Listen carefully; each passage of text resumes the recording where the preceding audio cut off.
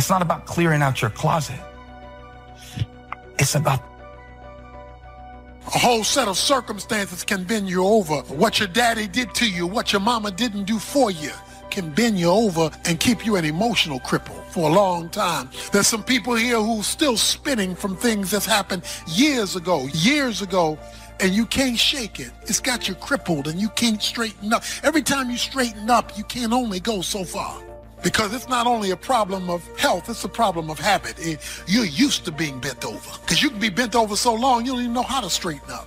And things aren't straightening out. They aren't getting better. You remain crippled in your situation. Sometimes you got to talk to yourself. Sometimes you got to say to yourself, now you know better than that. Sometimes you got to talk to yourself. When you see somebody you don't like, or somebody who gets on your nerves, you got to talk to yourself. You got to talk yourself into some stuff. And then you got to talk yourself. You got to tell yourself, don't do it. Don't go that way. Danger, dangerous intersection. You have to be able to talk yourself out of some stuff, because a whole lot of stuff I would not have gotten into had I talked to myself. We've got a chance to grow like never before, but I'm telling you, there's going to be many enemies that's going to try to prevent us. Whatever threatens you, I'm asking you to threaten it back. Take care of your responsibility. Somebody wants to destroy your chances for a good future by their negative talk, negative thinking, putting it all down. I'm telling you, walk away if you have to. Walk away. Whatever threatens you, threaten it back. Whatever threatens your opportunity, threaten it back. Now, some of our enemies are on the outside, but here's the most important thing to understand. Some of our enemies are on the inside. You got to do battle with your own indifference. And you've got to learn not only to nourish your values, you've got to learn to do battle with your enemies. I'm asking you to have some faith, have some courage, believe, drive your doubts into a small corner. Don't let them loose like a mad dog, drive you into a small corner. Don't doubt the future. Don't doubt the possibilities. And here's the most important one of all. Don't doubt yourself. If I've got miracle working power to change my life, so do you. If I can grow, you can grow. I'm asking you, don't sell yourself short. But I wonder, have you taken the time to think about, why am I doing this in the first place? Am I trying to prove something to someone who disrespected me 10 years ago, who isn't even paying attention to my life anymore? Why am I posting this? To impress people who follow me on social media that don't even really know me? What is my reason for doing what I'm doing? At the start of the day, you need to set your mind for victory. Don't let just any thoughts play. You have to think thoughts on purpose. If you wake up and just think whatever comes to mind, thoughts will tell you, you have too many problems. You're too tired. Nothing good is going to happen today. If you don't set the tone for the day, negative thoughts will set them for you. Before you check the phone, before you see what the weather is like, you need to think on purpose, power thoughts, victory thoughts, can-do thoughts. No matter what happens to you, it ain't over. As long as God wakes you up, that means he ain't through with you yet. And if he wakes you up, you got a shot to correct it and get it right. And he kept waking me up. So I figured, okay, God wakes you up. That also means that he has something for you that you've yet to receive. You could take my car, I could get another one. You could take my house, I could get another house. But when you take my time, you have taken something from me that is totally irreplaceable. Even if you are 40 or 50 or 60 or 70, doesn't matter. You're in the game now, and that's what counts. And all those quote unquote wasted years, they weren't wasted because you learned.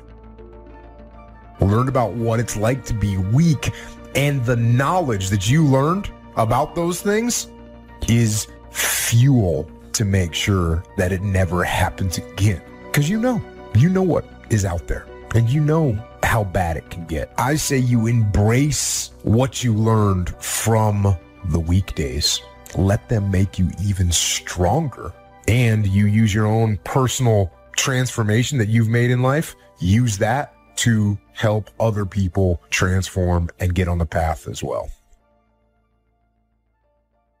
If you know what it is to have the kind of pain that feels as if you cannot be comforted, if you know what it is to be at the end of your rope and feel like your life is over and you've got questions that cannot be answered and you're confused and you're uncertain, you need to learn this verse. They that sow in tears shall reap in joy. I will never forget there's been many opportunities in my life that I have grappled with grief and pain so unbearable and so overwhelming that I thought that I would never smile again. I've seen days that were so dark for me that I thought there could not possibly be a silver lining in the clouds that hung over my head. I've seen days and weeks and months that drugged me so low that I gave up all hope of getting up again. But in the midst of all of that despair and that trouble and that trauma and that pain, there was in the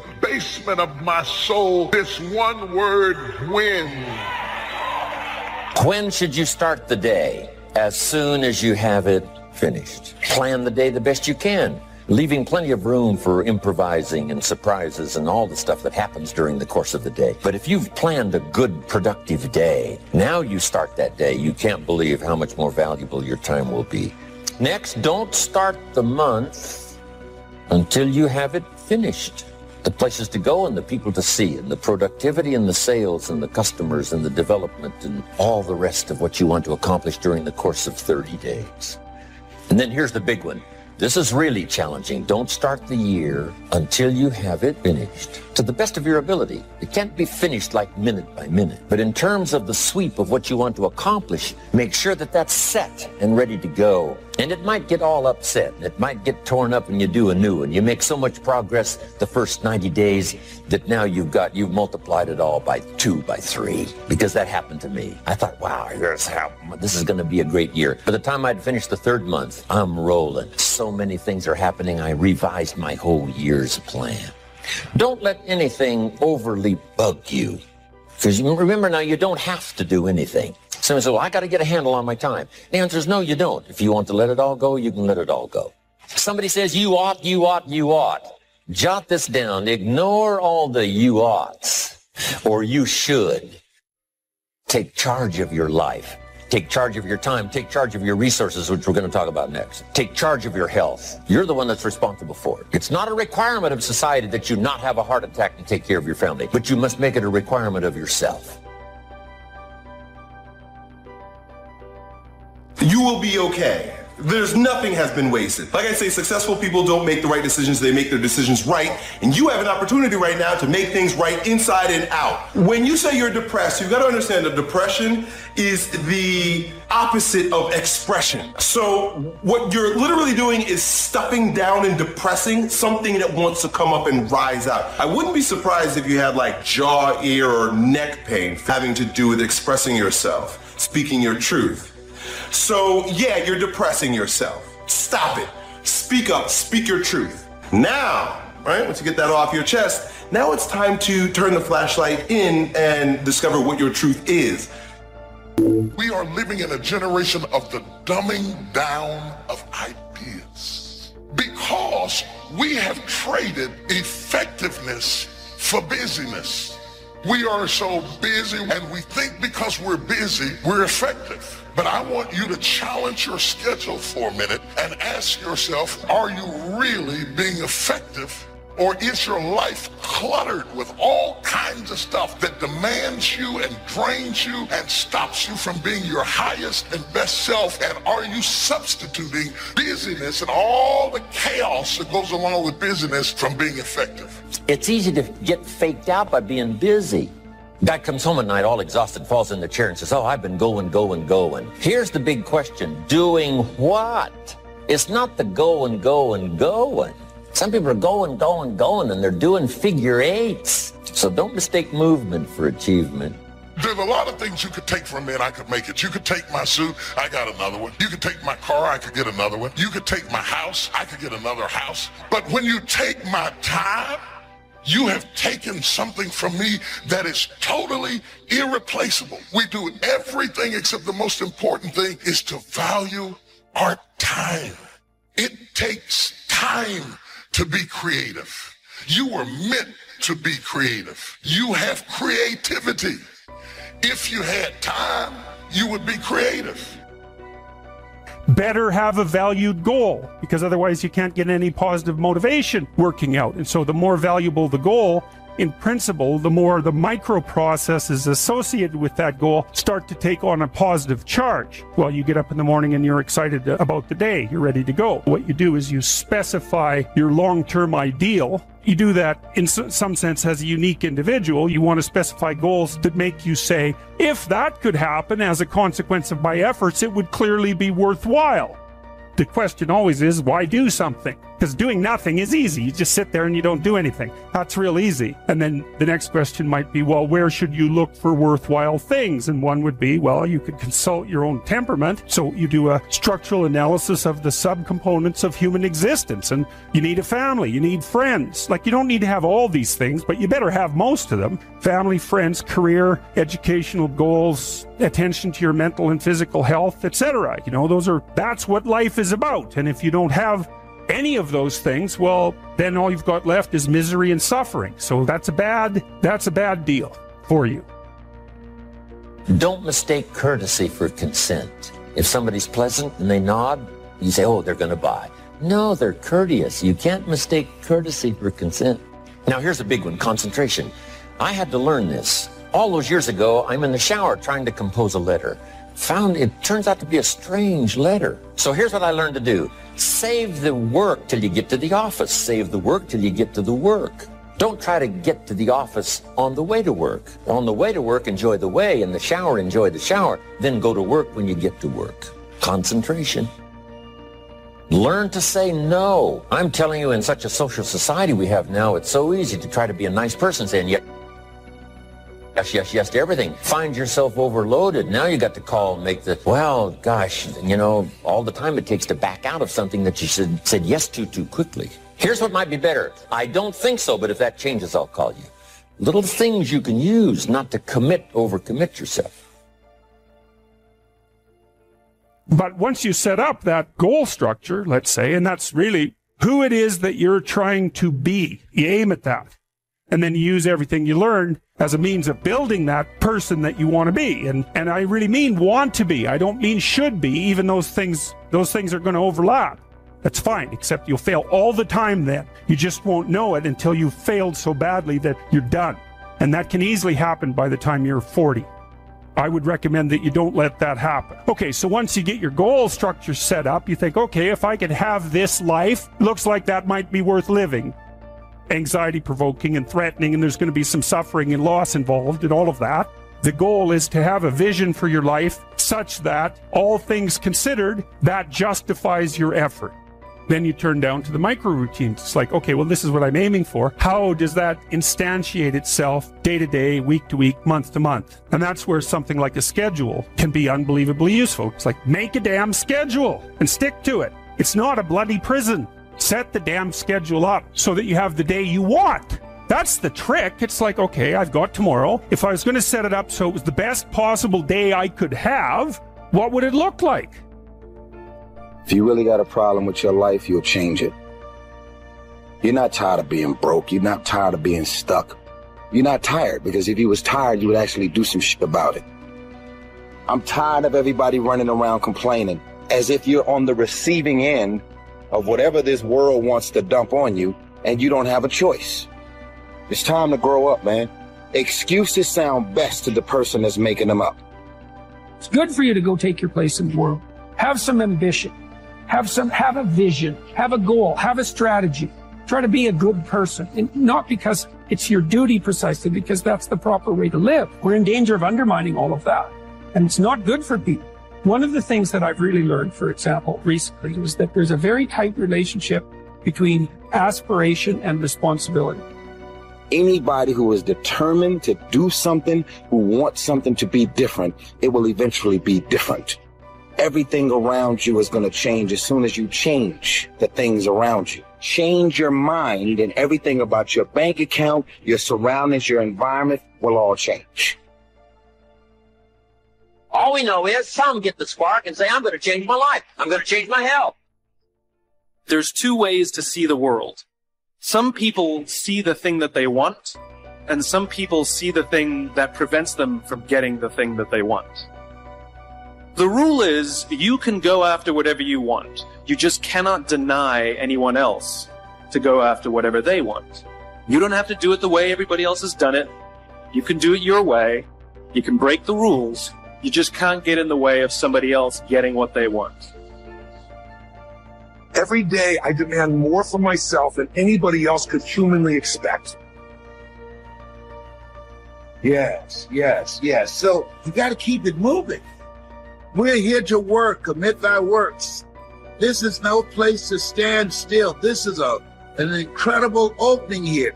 And when you are going through some stuff during the challenging times in your life, if you keep it moving, you'll get out fast. I think one of the mistakes that people make is they think purpose comes from their job. I've been a whatever for so many years, and when then I lose my job or I retire, I now don't have a sense of purpose because I so closely associated my self-worth with the job that I did. I knew what my job was. I had a sense of purpose. And one wonders if those things are conflated, right? Which is, I had a sense of purpose for my job, but then when I didn't have the job, all of a sudden I woke up in the morning and didn't know what to do. The purpose is not your MOS. Your purpose is not your assault gunner. Your purpose is not the job that you wake up to do every day. Your purpose is something bigger. You'll get blessings out of nowhere. Listen to me. Activity, doing the best you can. And I know that can be hard. That's why people lose the war. That's why people never achieve their strategic goals. They lose the little battles, the death of 1,000 cuts. One missed workout at a time, and then another, and then another, and it all adds up. Why? Because we don't think about the big picture. We don't see the decay. We are like the frog boiling in the pot as the temperature slowly increases 1 degree at a time, 1 degree closer to death, 1 degree closer to failure. You've got to have family goals. You've got to have personal goals. Worthy projects you would like to support. Not just income goals. It's not to have a home and a nice car and clothes to wear. It's the full variety of things. If you can develop an appetite for all of that. I call them reasons. Reasons make the difference. If you have enough reasons, you can do spectacular things. And there's an ancient script that says, without a vision, we die. And if I can get people caught up in thinking about where they would like to go, who they would like to meet, the kind of income they would like to have, the kind of money they would like to share, the kind of skills they would like to develop, the influence they would like to have, the reputation they would like to build. Would you like to be an entrepreneur? Would you like to have a masterful management career? Would you like to be a better parent? What kind of influence would you like to have on the people around you? Would you like to influence the industry you're in? There's a whole wide range of things that we need not lack for appetite of things to accomplish. And that's called the promise of the future. And without that promise, life becomes a little less worth living. If the promise is clear, we will pay the disciplines, we'll pay the price, we'll read the books, we'll take the classes, we'll learn the skills. So that's one of the first things, is to articulate the promise. Big job parents have these days is getting kids to see the promise of the future, the possibilities, the opportunities. When I used to cross my fingers and say, I sure hope things will change for me. And he said, Mr. Rohn, for things to change for you, you've got to change. I used to hope the economy would change, or my boss would change and become more benevolent. I used to hope that circumstances would change, the difficulties would go away. But he said things aren't going to change. It's going to be like it's always been. But if you will change, everything will change for you. If you'll get better, everything will get better for you. That sort of is the centerpiece of the philosophy I've been trying to teach all these years. And I think that's one of the best quotes. It's a promise he gave me. If you will change, everything will change for you. But if you won't change, the next 5 years will probably be just about like the last 5. Unless you get out every single motherfucking day and put in the work inch by motherfucking inch, you will never get there. Everybody want to win, but everybody don't want to work. Everybody wants a reward, but everybody don't want to work. We all got to work. All I'm saying is don't quit. I didn't say don't rest. I didn't say don't recover. I said don't quit. Mentally, you ain't got to take off. Mentally, you can stay connected. When I work with people, when I workshops or classes or anything, I always try to get people just to open their arms so that we can let the new in. Remember, this is the subconscious mind, and this is where we're holding. So this is saying nothing new will get in. So I always like to feel that I'm open and receptive to new ideas, and I'm willing to learn, and I'm willing to change, and I'm willing to grow. And sometimes I don't want to, and sometimes it hits areas that I don't really care to change at the moment. And, you know, that's always an area that I know is important for me to work on. First, get serious. Next, get smart. Learn everything you can from every source you can. The next one was get going. No matter how smart you are, nothing much happens in terms of results until you put it into action. Just go to work. And the old ancient formula is probably the best. 6 days work, 1 day rest. Important not to get those numbers mixed up. Here's why activity is so important. It finally produces the miracle of reality. Yes, we need to be dreamers. Yes, we need to be architects for the future. But the architect needs the bricklayer. The bricklayer needs the architect knowing what to build. But the architect can draw the dimensions all day long. But unless somebody is willing to lay bricks, then the entity and the opportunity is never accomplished. So get going. Here's one that's important, and that is get better. And no matter how long you live, it's possible each day, each year to get better. To get better at understanding the complexity of life, at handling a variety of personalities that come your way. Get better at conquering worry. Get better at language that works miracles and helping people see, change their lives. Get better at seeing the vision for yourself so that you can enlarge what you do. That takes in your family, takes in your community, your country. Get better at giving wise advice. Here was the next one. I learned it from my parents, and that is to get away, balance your life.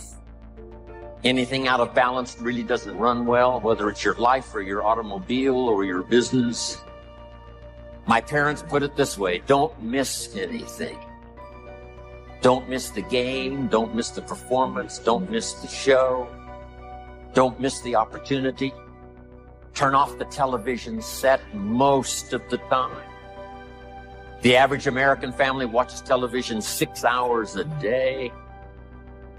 I asked a man one time what his television cost. He said $450. I said, no, what does it really cost? Not to own it, but to watch it, what does it cost? I said, I estimate last year it cost you about $45,000, not to own it, but to watch it.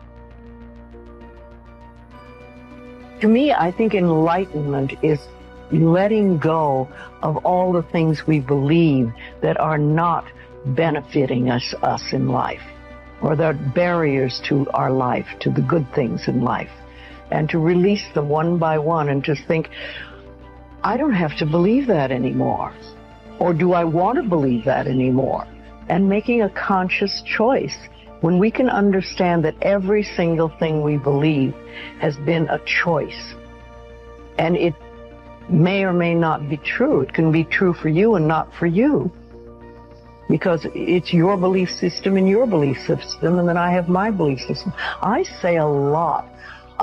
That may be true for you. It's not true for me. I may not say that out loud, but people are doing things or saying things, and I think that to myself a lot.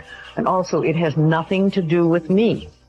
Whatever's going, that has nothing to do with me, because I'm under the law of my own consciousness. This is my pathway, and you have your pathway, you have yours, everybody does. So we're all on a journey, and I think the more conscientious we are about it, and the more conscious choices we make, the better our journey is, or the easier, or the swifter, or we get more goodies, or we have better health. But anytime you want to, you can learn from the last 5 and make the next 5 years of your life totally different from the last 5. If you'll make some little, simple, beginning changes for your health, for your income, being more valuable in the marketplace, things you want for yourself and for your family, and all the rest. Small pieces at a time. Best is to substitute the poor habit with a good habit. If you've got some bad habits as far as your health is concerned, if you start some good ones. My mama taught an apple a day. And my father will be 92, has never been ill. I've never been ill. My children, my grandchildren, mama taught us so well those simple, basic, good habits of good health that we've followed all these years, and the payoff is extraordinary. So maybe you've got something like smoking maybe that you shouldn't do, but rather than just trying to quit that, what if you started something positive and you got so inspired about doing that, that inspired you then to start changing something that was negative? Success is looking at your own desires, looking at your own possibilities, and then stretching yourself and seeing if you can become all that you can become, earn all that you can earn, share all that you can share, make steady progress in that direction. To me, that's success. Well, a lot of the immigrants now that come to America from other countries have taught us some great lessons. They're some of the best students in school. The Russians that came to Israel, I'm telling you, they're now the leaders in industry. They are so grateful for liberty and freedom and for a chance. They need no guarantees. They don't need to be taken care of. All they need is an open door, a ladder to climb, a place to start, somebody to give them a chance, and away they go. And I think we've had it so easy in America for so long that we have lost that sharp edge. And who knows, all the shake-up these last few years, the walls have come tumbling down. But in America, we need a whole new sense of personal drive, personal ambition, that will take whatever we got and see what we can make out of it. If it's pennies, we start with pennies. If it's painful, you start painful. You know, if you're ill, you start ill. If you don't have much of a chance, you just start with not much of a chance, but see what you can make of it. And I think some of the people in other countries now where freedom is finally intact, the walls have come down, that are starting that journey, could teach us a lot about taking what we've got, making something valuable out of it, rather than expecting someone to give us something. If there's books provided that you don't read, classes provided that you don't take, music provided that you don't listen to, ideas provided that you ignore, places to go of learning that you could find contact with ideas that could change your life and never take advantage of it, that's the big tragedy, to have so much brought to your fingertips and not to be excited about it. But that's what these seminars are for. That's what books are for. That's what messages like this are for, is to remind people of what all is available. Let us not be cynical, but let us be thankful and reach out and appropriate what's available and let it affect our lives now and in the future.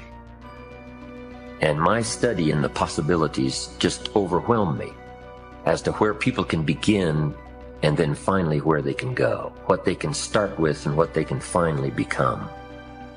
And to, first of all, I think recognize that is an incredible, exciting adventure. And then if you start working with it, what could I really do if I learned the lessons, adopted the disciplines, read the books, fed on the ideas like bread for my mind? What could I really accomplish? And the stories are always fascinating to us all about where people started, but where they finally ended up, what they finally accomplished, with dangers along the way, of course. But that's what philosophy is all about. Human philosophy is to give us guidance to avoid the dangers and take advantage of the opportunities. Number one, to earlier recognize the dangers and to also earlier pick up the opportunities and make something of them. But I'm constantly amazed at the human spirit, human possibilities, people with the most enormous struggling problems still manage to rise above them and do something noble, something powerful, something wondrous. I'm always intrigued by that. And I'm intrigued with myself. How I act like I act, how I respond like I respond. What is this human adventure on the spinning planet? I'm intrigued by all that. But America, nationally, industries, commerce, business, companies, corporations, institutions, education, politics, all the rest, involving human beings, is an intriguing adventure. I think we need to be curious about it, how it works, and how we can best play our part in family, in community, citizen, company, salesperson. Curiosity. Develop an appetite for that. And just start by saying, I'm going to systematically make some inquiry. I'm going to be a better reader. I'm going to listen better. I'm going to search. And start that whole process. And the more you do it, I'm telling you, you'll find something fascinating. That'll lead to something else fascinating. And the first thing you know, you've got this on an upward trend. To become valuable as a leader, to become valuable in articulating the challenge of the future, competing among the nations of the world. We've got our work cut out for us. But it starts at home, being valuable as a teacher.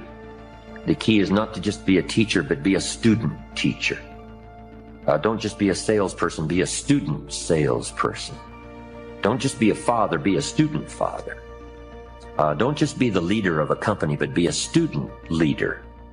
And whether it's company, corporation, government, school, community, home, family, office, basketball team, baseball team, wherever people gather for whatever reason, if each one brings a better value to that enterprise, to that game, to that family, to that business, to that office, we've got a good chance of competing well among the nations of the world.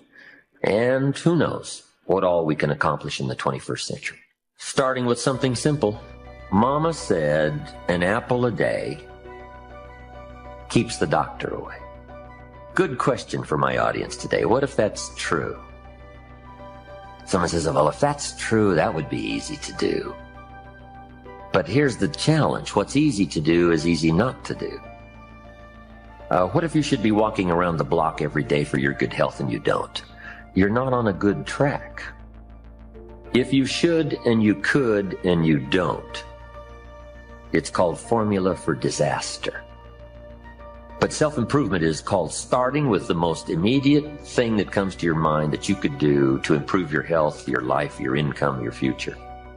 And if it's an apple a day, start there. If it's a walk around the block, start there. If you need to build your personal development library, go get a book and say, this is the next book of my new library. If you need to attend a seminar, go.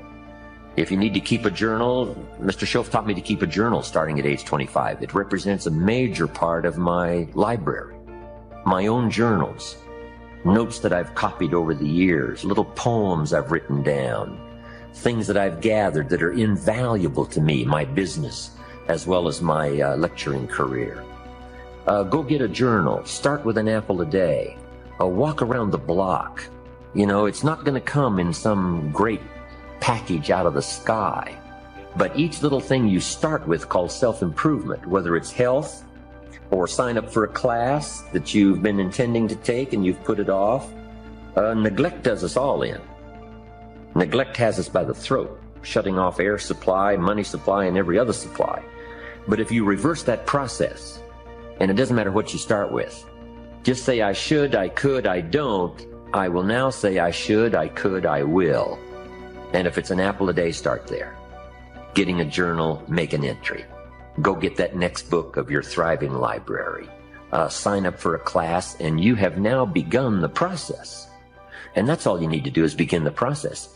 And the early return from those early steps will inspire you to start taking all the rest. Everything needs refinement. I've got a good phrase. Everything by longevity tends to get off course. There isn't anything that doesn't need to be looked at fairly often.